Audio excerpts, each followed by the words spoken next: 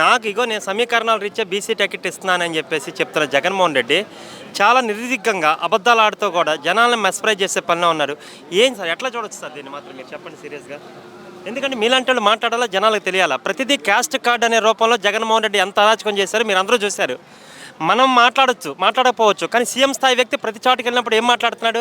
పెత్తందారులకి పేదలకు వారు జరుగుతుంది, ఇది క్యాస్ట్ వారు, ఈ రకరకాలుగా మాట్లాడుతుంటే అమాయక జనం అదే నిజం అనుకునే పరిస్థితి వస్తూ ఉంది. ఇప్పుడు మీలాంటి వాళ్ళు మాట్లాడమని ఇంత బలవంతం పెట్టిందంటే నిజాలు వాస్తవాలు ప్రజలకు తెలియాలి.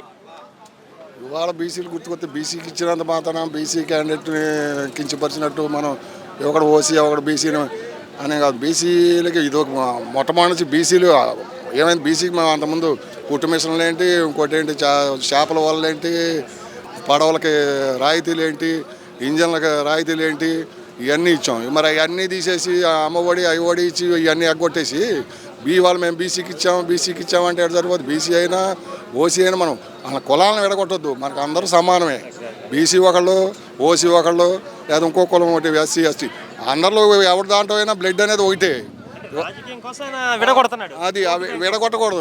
ఎవరైనా సరే, ఇప్పుడు నేనైనా నువ్వైనా ఎవరైనా అది విడగొట్టి పరిపాలన ఉన్నప్పుడు మనకు అందరూ సమానమే. బీసీకి ఇచ్చామంటే బీసీకి ఎందుకు ఇచ్చారు? మీకు వ్యక్తి లేక, ఓసీలు వ్యక్తి లేక బీసీకి ఇచ్చారు మీరు, అంతే. టికెట్ ఆశించే వాళ్ళు కూడా లేరు ఆ పార్టీలో, లేరు. ఆ పార్టీలో మీరు టికెట్ ఓసీకి వాళ్ళ మైలవరం నియోజకవర్గంలో ఓసీకి ఇచ్చిన టికెట్ వాళ్ళకి క్యాండిడేట్ లేరు. క్యాండిడేట్ లేక ఆ క్యాండిడేట్ని ఆయన బీసీని కూడా ఎవరు గెలిపించింది? ఎవరు? కృష్ణప్రసాద్ గారేగా క్యాండిడేట్ని జిల్లా పరిషత్గా. ఆయన చెందలేని పరిస్థితులు పెట్టుకున్నారు. సవాళ్ళు పది సవాళ్ళు అవి వేరే రాజకీయంలో ఎప్పుడు ఉంటాయి. సవాళ్ళు చేసుకుంటారులే, కానీ అది ఎందుకంటే ఈయన అంత తీసేసి ఈయన సవాలు ఏమి ఇస్తాడు? ఈయన పని చేసుకుంటూ పోతాడు, అంతేగాని సవాళ్ళు ఇస్తున్నాను మాత్రం వాటర్ ఇవాళ నేను సవాళ్ళు ఇస్తాడనని ఇవాళ, ఎందుకంటే వాటర్ అందరూ డిసైడ్ అయిపోయి ఉన్నారు. ఎందుకంటే ఇబ్బందులు పడుతున్నారు. ఇసుక కానీ ఇంకోటి ధాన్యం ఉంది.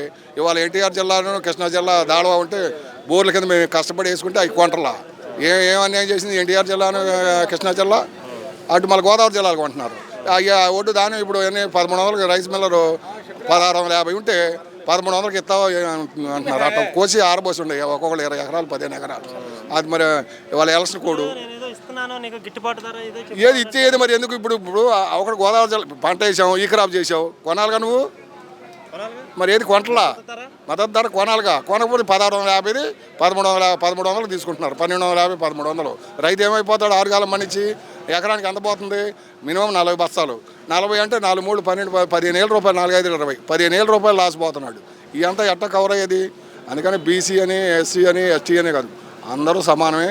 ఈయన బీసీ అని చూడు, ఎస్సీ అని చూడు. మన కృష్ణప్రసాద్ గారు మాత్రం ఆయన పని ఆయన చేసుకుంటా, ఎదటాన్ని విమర్శించుకోకుండా ఆయన పని విమర్శించ కూడా ఎట్టడం కూడా అనవసరం.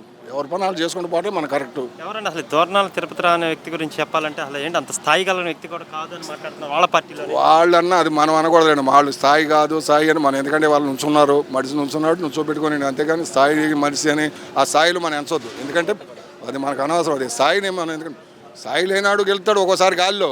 మనకు అదే ఉంది. వైఎస్ఆర్ మొట్టమొదటి పెట్టినప్పుడు ఎవరో టికెట్ ఎవరో తెలుసా? మొత్తం గెలిచారు ఆ గాలి. ఇవాళ టీడీపీ కూడా అంతే. గాలి వేవ్ వస్తా వేవు నెట్టుపోతే వాళ్ళు అంతే. 150 అవుద్దా 160 అవుద్దా ఎక్కడ పోయి ఆగిద్దో తెలియదు. మరి ఆ గాలి ఉందండి. రేపు ఈ ఎంపీ గారు కూడా మరి రేపు మానుకుంటాడేమో అని పుకార్లు వస్తున్నాయి. అది అందమటికి మనకి రాలేదు, కానీ నిన్న అనుకుంటున్నారు జనాలు ఊహాగానాలు. ఇవాళ మన గుంటూరు ఒకడు మానేశారుగా టికెట్ ఇచ్చిన వాళ్ళే. మరి అట్టకి రేపు ఎంతమంది నామినేషన్ వేసేప్పటికి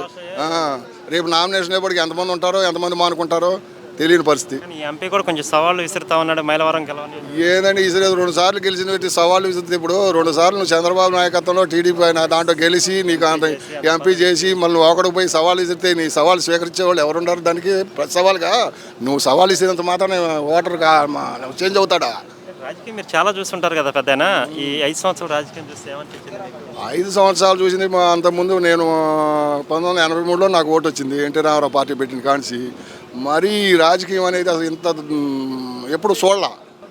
అటువంటి అంత చిన్న ఏదో చేశాడు, అమ్మఒడి అయ్యవాడు ఇచ్చాడు అంటున్నారు, కానీ అవి ఒక పక్క ఎత్తున్నాడు, ఒక పక్క లాక్కెళ్తున్నాడు. అయ్యా చేతులు రూపాయి మిగలట్లా, రూపాయి లేక అలో లక్షణ అంటున్నారు. అభివృద్ధి చేయటం, డబ్బులు ఇవ్వటం, సంక్షేమ పథకం ఇవన్నీ కాదు.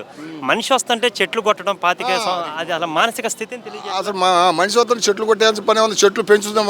ఇప్పుడు మన చెట్టు ఉంటే చెట్టు కింద ఎంతమంది కూర్చుంటారు? ఒక 50 మంది చెట్టు కింద, ప్రతి చెట్టు కింద 20 మందో 30 మందో కూర్చుంటారు. ఆక్సిజన్ ఇచ్చింది. అదేం లేకుండా చెట్లు నరికేసి మళ్ళీ చెట్లు పెంచాలంటే ఎన్నేళ్ళు పట్టింది? అదండి. సరే కానీ